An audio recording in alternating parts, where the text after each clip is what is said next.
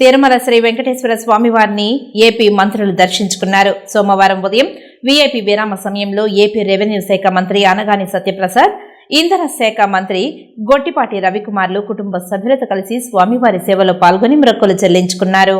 దర్శనానంతరం రంగనాయకుల మండపంలో వేద పండితులు వేద ఆశీర్వచనం అందించగా ఆలయ అధికారులు శ్రీవారి తీర్థ ప్రసాదాలను అందజేసి పట్టు వస్త్రంతో సత్కరించారు. ఆలయం వెలుపల మంత్రి అనగాని సత్యప్రసాద్ మీడియాతో మాట్లాడుతూ గత ప్రభుత్వ హయాంలో 30 ఏళ్లు వెనక్కి వెళ్లామని అన్నారు. గత ప్రభుత్వ పాలనలో భూములన్నీ అన్యాక్రాంతమయ్యాయని స్పష్టం చేశారు.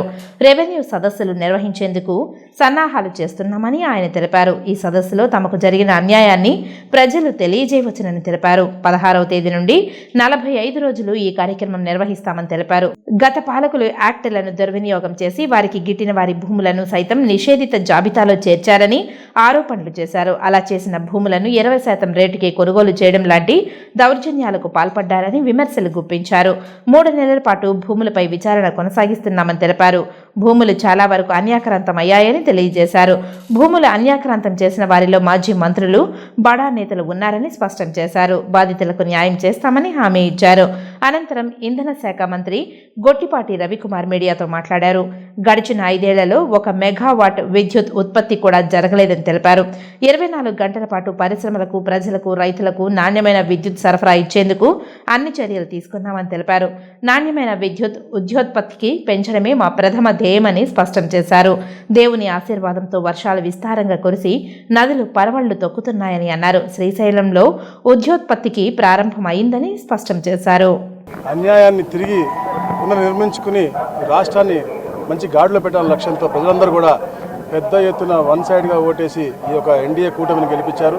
గౌరవ ముఖ్యమంత్రిగా చంద్రబాబు నాయుడు గారిని గెలిపించారు. అందుకని మనం చూస్తూ ఉన్నాం, ఈ నూతన ప్రభుత్వం ఏర్పాటైన తర్వాత కూడా తిరుమలకు కూడా ఎప్పుడూ లేనంత విధంగా ప్రతిరోజు 1,00,000 మంది మొక్కులు తీర్చుకుంటా ఉన్నారంటే అది ఈ ప్రభుత్వం రావాలని చెప్పి ఎంతోమంది కోరుతా ఉన్నారు. తప్పకుండా రాబోయే రోజుల్లో ఒక సుభిక్షమైనటువంటి మంచి పరిపాలన ఇవ్వడం కోసం ఏదైతే మనం గత 5 సంవత్సరాలు నష్టపోయామో, 30 సంవత్సరాలు వెనక్కి వెళ్ళిపోయిందో రాష్ట్రాన్ని దాన్ని పునర్నిర్మించుకుని మళ్ళా మెరుగ్గా ముందుకెళ్తూ భావి తరాలకి మంచి చేయాలని చెప్పే లక్ష్యంతో ఏదైతే గతంలో 2020 విజన్తో చంద్రబాబు నాయుడు గారు ముందుకు వచ్చారో ఈరోజు డాక్యుమెంట్ 2047తో ముందుకు వస్తూ ఉన్నారు.